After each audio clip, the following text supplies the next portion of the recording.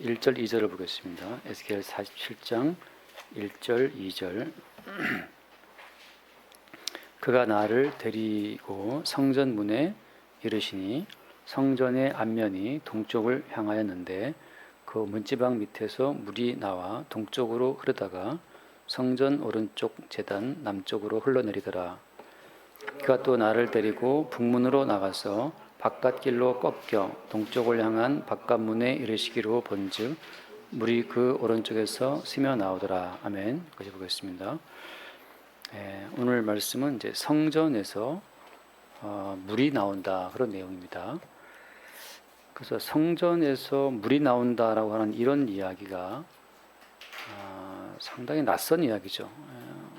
성전에서 물이 나오는 것이 무슨 이야기인가?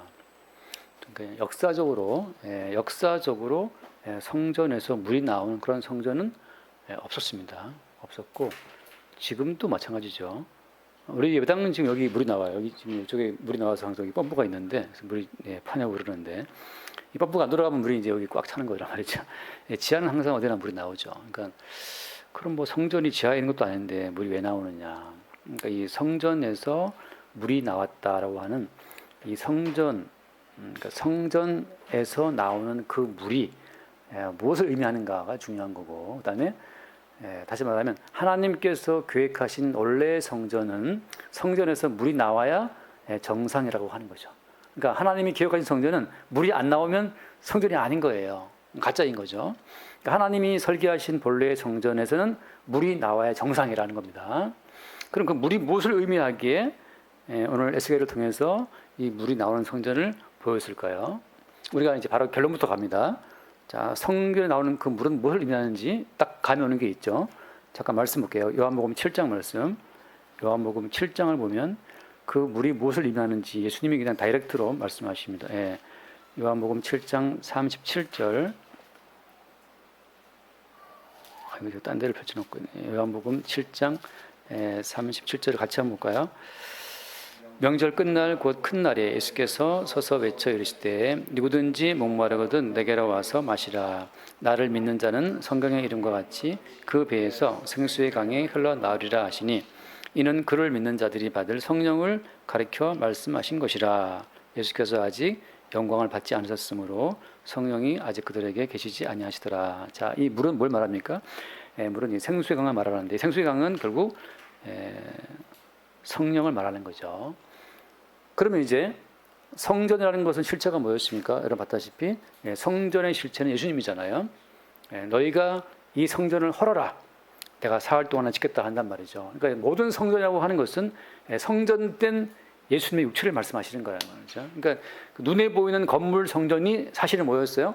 육체로 오신, 살과 피로 오신 예수님이 성전의 실체였던 거죠. 그러면 이제 만약에 예수님이 진짜 성전의 실체라면 예수님에게서 물이 나와야 되는 거예요.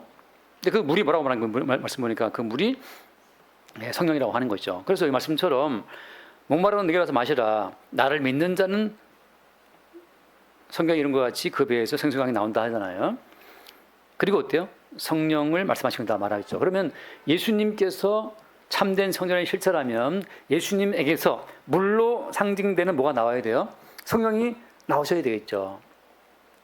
그래서 또 말씀하시기를 사도행전 2장을 보겠습니다. 사도행전 2장을 보면 사도행전 2장 자 33절을 볼게요.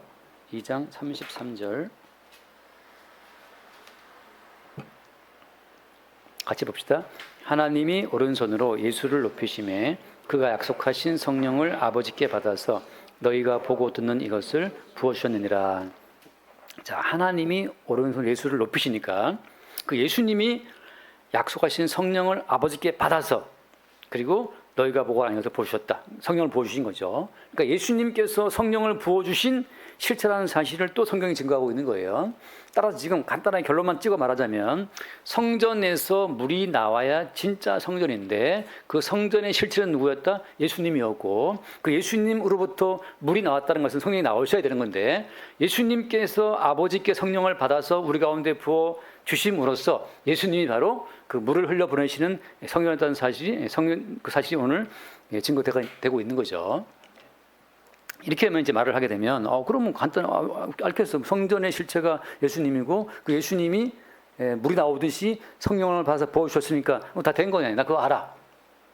오케이, 알겠어요. 이제 그렇게 내가 지식으로 그걸 알았다고 해서 끝이냐? 많은 분들이 이제 여기까지는 다 쉽게 알 수 있단 말이죠. 근데 뭐가 문제냐? 오늘 말씀 돌아와서 보겠습니다. 47장 다시 한번 1절 말씀 보게 되면 1절에 자, 그가 나를 데리고 성전 문에 이르시니, 그죠? 성전의 앞면이 어떻게 됐어요? 동쪽을 향하여 있잖아요. 자, 성전 동쪽, 우리 창경궁이 동쪽을 향해 있잖아요. 경복궁과 창덕궁은 남향하고 있지만 유일하게 창경궁은 동쪽을 보고 있어요. 원래 풍수리상 남쪽을 봐야 되는데 창경궁은 무슨 이유 때문에 아무튼 창경궁은 동쪽을 보고 있습니다. 근데 성전도 동쪽을 향하여 있단 말이죠. 그리고 어때요? 그 문지방 밑에서 물이 나오는데 처음에 어디로 흐릅니까?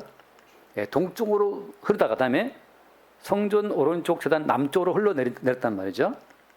2절 말씀 보니까 2절 또 그가 나를 데리고 북문으로 나가서 바깥길로 꺾여 동쪽을 향한 바깥문에 이르기로 본즉 물이 그 오른쪽에서 새어 나오더라. 이게 무슨 말입니까 이게?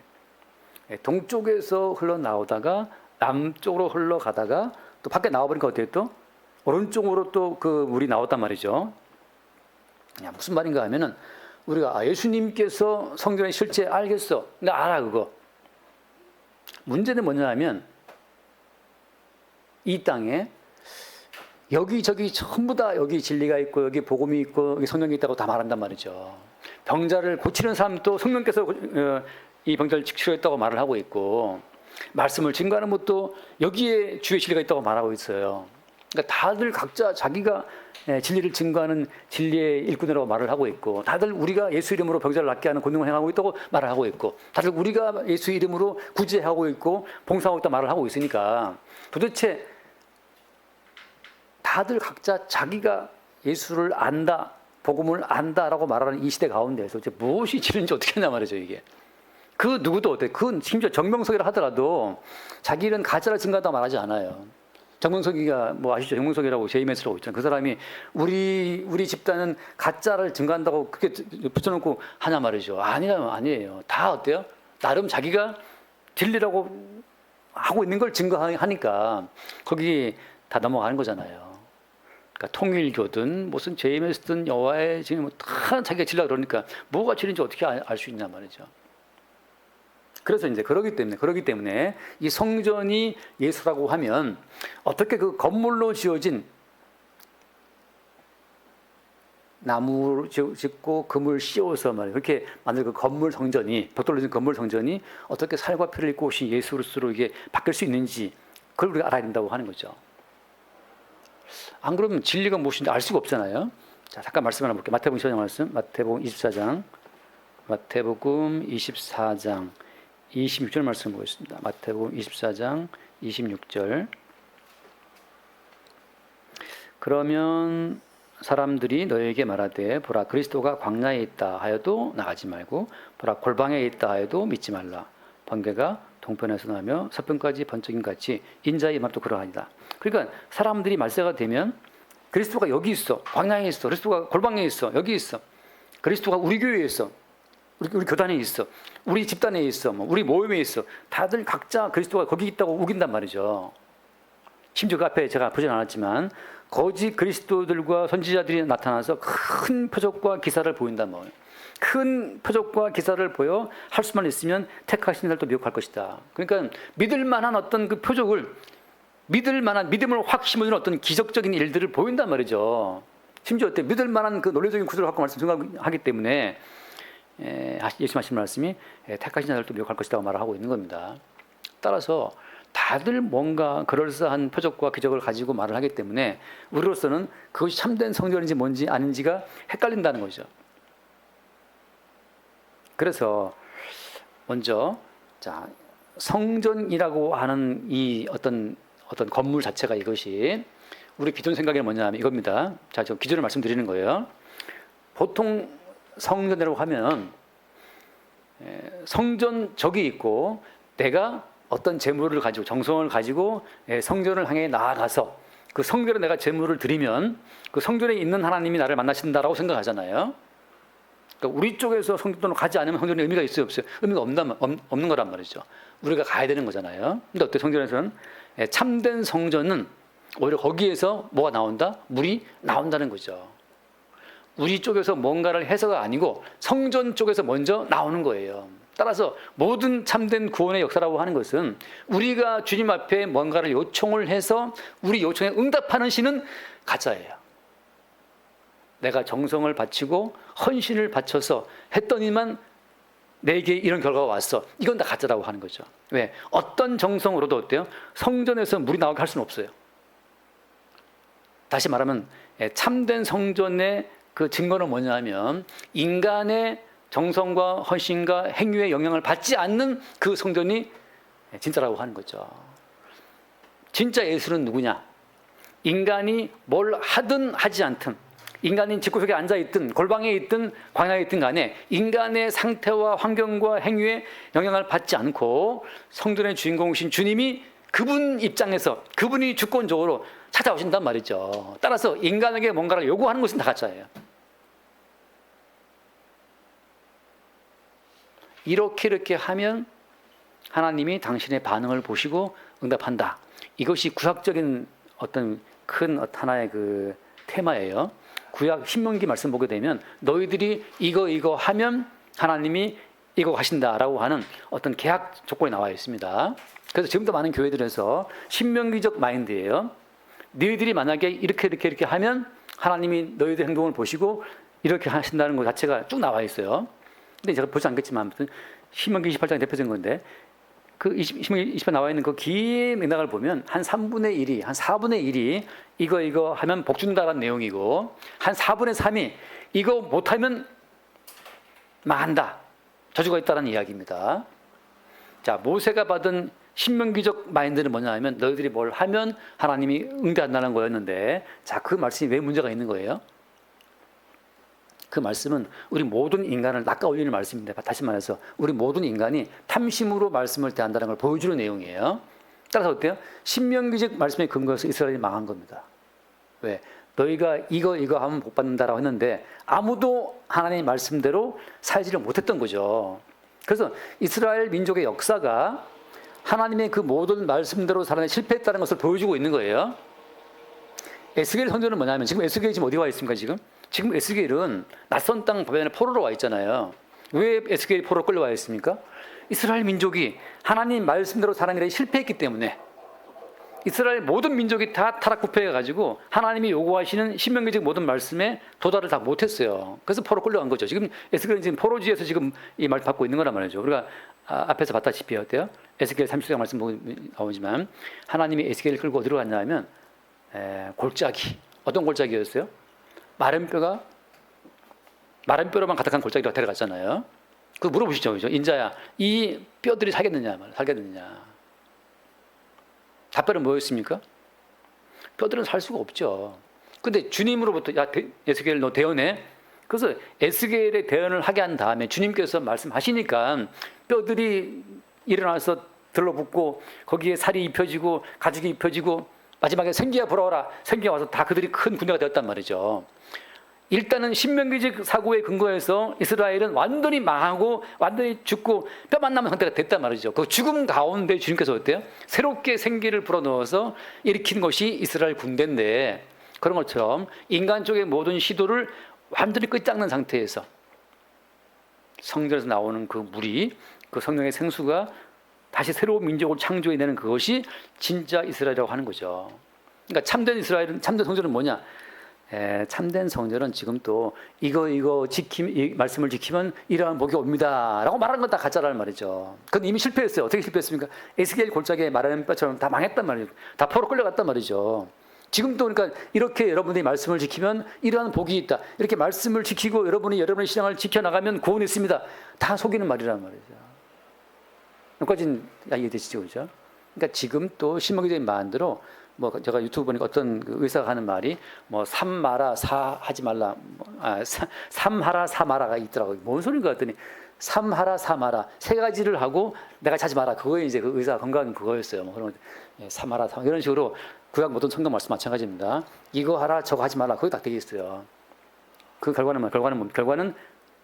골짜기에 마른 뼈로 결론 지어진 거죠. 이제 기도원 근무하시면 아시겠지만 저도 옛날에 기도원을 많이 다녀봤던 경험에 의하면 기도원과 결론은 항상 그거예요. 순종하라, 이거 하라, 저거 하지 말아라. 그게 주로 모든 테마란 말이죠. 근데 그 자체는 이미 어때요? 실패했다고. 성전이라는 것은 무엇이냐? 일방적인 주님의 택하신 백성을 향한 주님의 성령이 부어짐으로 말미암아서 확인되는 거예요. 다 죽은 상태에서 주께서 흘러보내시는 그 물로 말미암아 살아나는 자들만이 진짜 주님의 성전에 연합된 자라고 하는 거죠. 그래서 우리가 알다시피 수가성 여인이, 자, 여쭤볼게요. 수가성 여인이, 우물가에 나왔던 그 여인이 간절하게 예수를 찾았습니까? 간절히 예수를 기다렸어요? 아니에요. 수가성 여인은 남자 5살, 6명 살면서 그냥 살았단 말이죠. 누가 왔습니까? 이거 뭐 찾지 않겠지만 예수님 굳이 사마리아를 지나가야 되시겠는지라 하고 주님 말하셨어요. 예수님께서는 굳이 사마리아를 지나간 거예요. 그리 안 가도 되는데 예수님께서 먼저 사마리아 쪽으로 가신 거죠. 왜?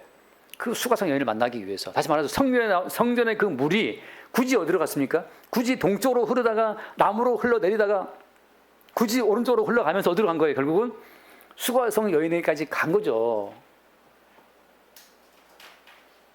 수가성 여인이 그 사마리아 지역에, 그 수가성이라는 그 지역에서 남자랑 그냥 살고 있었는데 성전의 물이 꾸불꾸불꾸불 결국 가서 그 여인의 가슴에 박히면서 나를 믿는 자는 생수강이 난다는 말씀처럼 네가 다시는 목마르지 않을 것이다.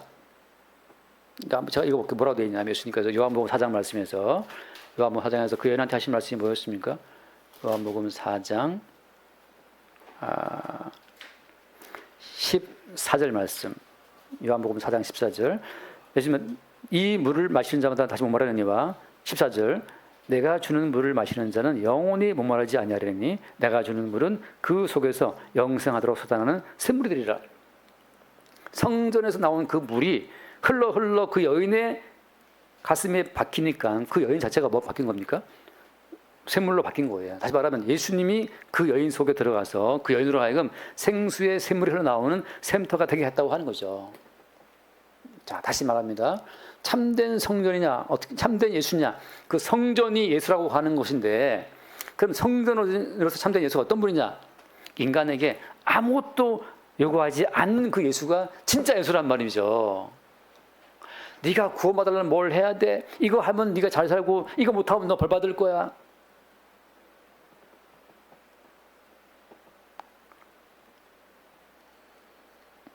저희 아버님의 자랑이 그거였어요. 제가 아버님을 교회 나가게 한 게 거의 아버님 뭐 60대 넘어서 교회를 제가 인도했는데 얼마나 의지가 강하신 분인지 나가서 그 주간에 평생 핀 담배를 바로 끊더라고요.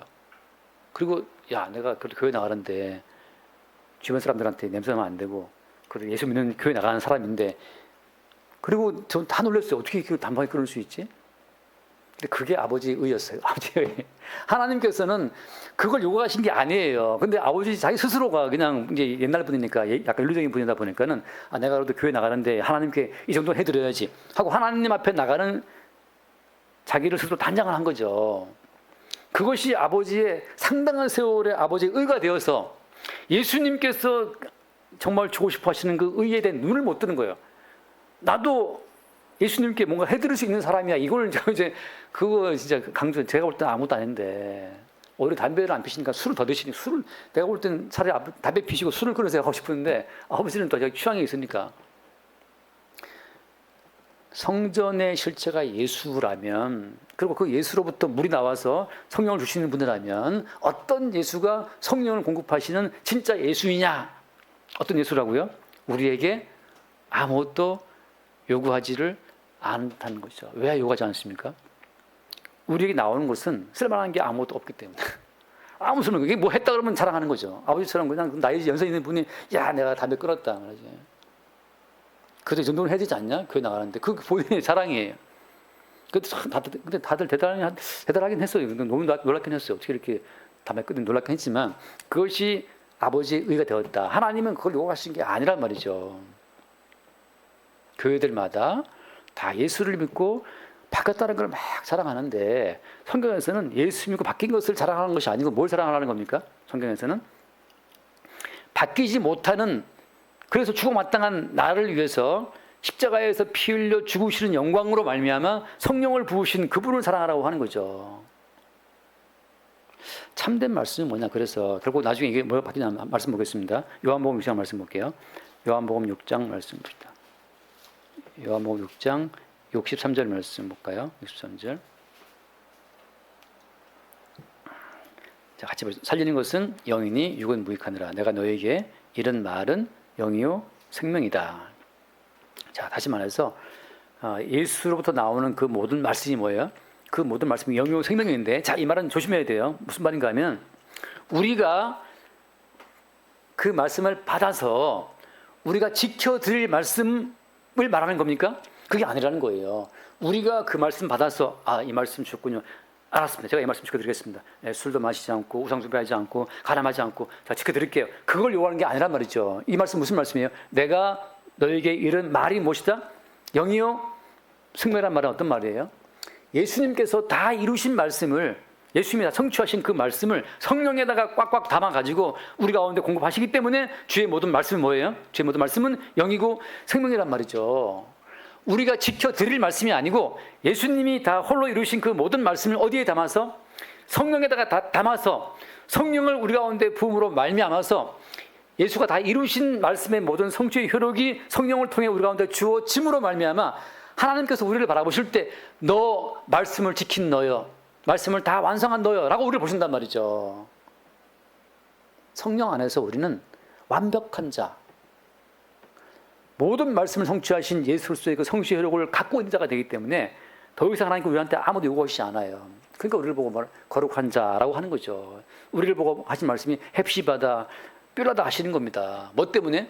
모든 말씀을 성취하신 예수님의 성취의 효력이 성령에 담겨서 우리 가운데 주어졌기 때문에 내가 너에게 이런 모든 말은 뭐예요?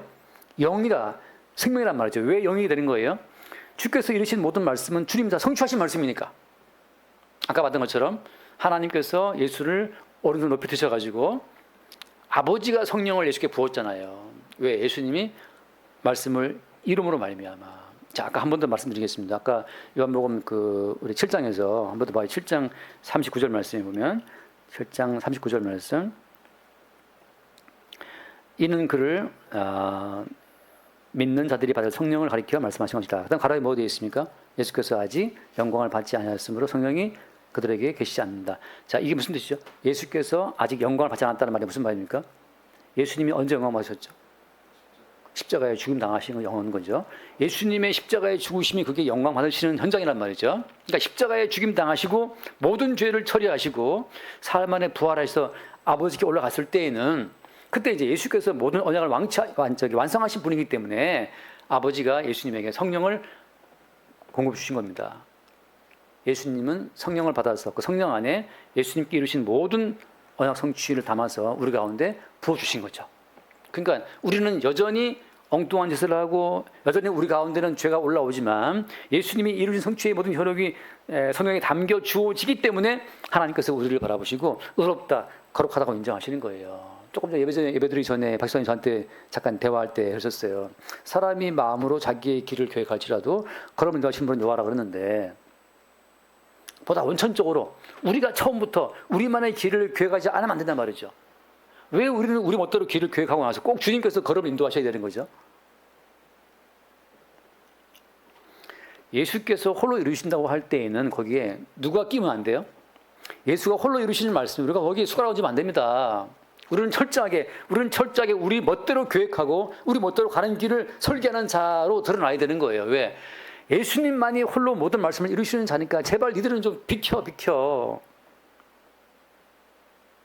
우리는 항상 우리만의 의의를 쭉 인정받고 싶어 하거든요. 이만큼이라도. 주님께서는 좀 꺼져라, 좀요. 얼쩡거리지 마. 우리 은기 어릴 때 뭐 하려고 그러고 앞에서 뭐 도와준다고 하면 발에 이제 나와 있어. 그러면 이제 또 삐져갖고 또 스크래치 났어. 상처 났어. 막 그러고 또 혼자 있어요. 그래서 왜 상처 났어? 아빠가 말 심하게 했잖아. 뭐 무슨 말 심하게 했는데? 아까 제가 나오라 했다고요. 예수님이 이 모든 말씀을 이루고 전진할 때 바리새인들이 우리도 뭐 했고 이래 두 번 금식하고 우리도 뭐 했다 그럴 때 주님께서 좀 비켜 이것들아, 니들이 뭐 했다는 그 모든 것들이 하나님 보시기에 질적으로도 미달하고 양적으로도 미달하고 그 네가 한 그 모든 것의 영광을 또 챙기기 때문에 또 미달이고 다 더러워지고, 하나님은 좀, 예수님께서는 좀 비켜라. 예수님께서 홀로 이루시고 홀로 성취하시고 홀로 성취한 그 모든 열매를 성령에 담아서 우리 가운데 보내심으로써 우리는 우리 이름 사라지고 예수의 이름으로 아버지의 모든 복을 누리는 자가 됐단 말이죠.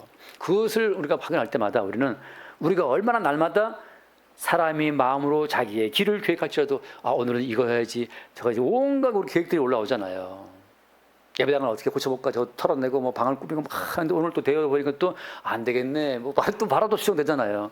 사람이 마음으로 자기의 길을 계획하는 것은 자동적 본능이에요. 그냥 여기서 어때요? 정말 성전의 실체이신 예수를 만난 자들 뭘 보는 거냐 하면 끝없이 지 멋대로 길을 계획하는 우리의 완악함을 보게 되고, 반드시 그 길을 주님께서 교정시키시는, 그러나 걸음을 인도하시는 분은 네가 아니고 주님이 라는 사실을 확인하는 길로 우리 주님 이름을 인도한다. 그 걸음을 인도하시는 분의 그 길이 어때요? 성전 문지방에 나오는 그 물이 동쪽으로 흐르다가 남쪽으로 흘러내리다가 나가버렸던 그것이 또 우측으로 또 물이 나오고 있으면 나오더라. 다음 주에 보겠지만 그 물이 일천척을 재니까 발목에 찼더라, 뭐 쭉 나온단 말이죠. 우리는 그 길을 예측할 수가 없어요. 성전으로부터 방향이 정해지기 때문에, 우리가 성전 저기 있네, 그게 안 되는 이유가 뭐냐 하면 우리가 기준이 아니기 때문에 그래요. 기준이신 주님으로부터 늘 새로운 방향이 정해지는 겁니다. 주님께서 야 동쪽이 여기야, 그럼 동쪽이 되는 거예요. 우리가 볼 땐 동쪽이라고 우기고 있지만 주님께서 여기다 그러면 여기가 동쪽이 되는 거죠. 그래서 항상 성도는 지 멋대로 길을 계획했다가 아니네, 걸음을 인도하시는 주님을 발견하게 되는 과정 가운데에서 이래서 주님이 홀로 다 하신 거라는 사실을 알면서 인간으로 하여금 뭔가를 하라 하지 말라 말하는 그 모든 말이 사탄의 거짓말임을 알게 되는 거예요. 그러니까 우리가 어느 집회를 가든 어느 교회를 가든 또 책에서 뭘 보든 간에 우리로 하여금 뭔가 네가 하고 하지 않음에 따라 주위의 반응이 바뀐다고 말하는 건 다 사기치는 겁니다. 사탄의 거짓말이에요. 왜? 진리는 뭐냐? 진리는 뭐냐? 아버지가 아들과 세운 그 언약의 근거에서 아버지의 모든 언약을 성취하시는 유일하신 분이 예수 그리스도로 이 땅에 오신 거예요. 거기에 인간은 낄 수 있다 없다? 항상 인간은 예수님이 이루시는 그 성취와 덧길로 가면서 성전의 물이 흘러와서 그 여인에게 흘러올 때까지 우리는 주님의 생수의 물이 오기를 기다리는 자의 입장에 있는 거지, 우리가 찾아나갈 수가 없다는 거죠. 그러니까 얼마나 성도의 인생이 한편으로는 가볍습니까? 뭔가 우리가 할 게 없어. 뭐 취미 삼아 막 계획을 세울 수 있지만 우리는 이미 알고 있어요. 내가 세운 이 모든 길이 뜻대로 안 된다는 것을 이미 우리는 알고 있죠. 아까 전화 한 통 왔는데 병원에서 긴급 전화가 왔어요. 병원에 전화가 와가지고 내일 저희 어머니 모시고 원래 내일 어머니 외래 병원을 가야 되는데 전화가 긴급하게 와가지고 그 혈액 수치가 너무 떨어져서 큰일 났다. 제가 좀 검색해 보니까 응급실을 바로 가야 될 정도로 막 그 수치가 낮더라고요. 그래서 원래 제가 내일 그냥 혼자 어머니 불편하시니까 병원에 혼자 외래를 가서 의사 만나서 처방 받아오면 된다고 생각했는데 갑자기 바뀐 거예요. 내일 어머니를 모시고 병원에 가야 되는 거죠. 상태가 너무 안 좋으셔갖고. 그러니까 이 모든 길이 나는 내일 혼자 가볍게 가서 그냥 병원에 가서 처방을 받고 처방전 병원에 주고 돌아와야지라고 하고 있었는데 아까 5시쯤에 전화가 급하게 와가지고 또 내일 차를 가지고 어머니를 모시고 병원을 가야 되는 상황이 왔단 말이죠. 그러니까 무슨 말인가 하면 그냥 우리는 항상 우리 마음대로 길을 계획하지만 걸음을 인도하시는 분은 주님이기 때문에 애초에 우리는 그냥 마음 편하게 막 그냥 계획을 세우세요. 막 계획 세우려면 세우고 말라면 말고. 그러나 어때? 걸음을 인도하시는 분들 있기 때문에 그 새로운 늘 주어지는 새로운 쪽대본, 일로 주어지는 그 새로운 대본이 늘 주어지니까 그게 성도의 즐거움, 기쁨이고 다이나믹한 하루가 되는 거죠. 결론 짓습니다.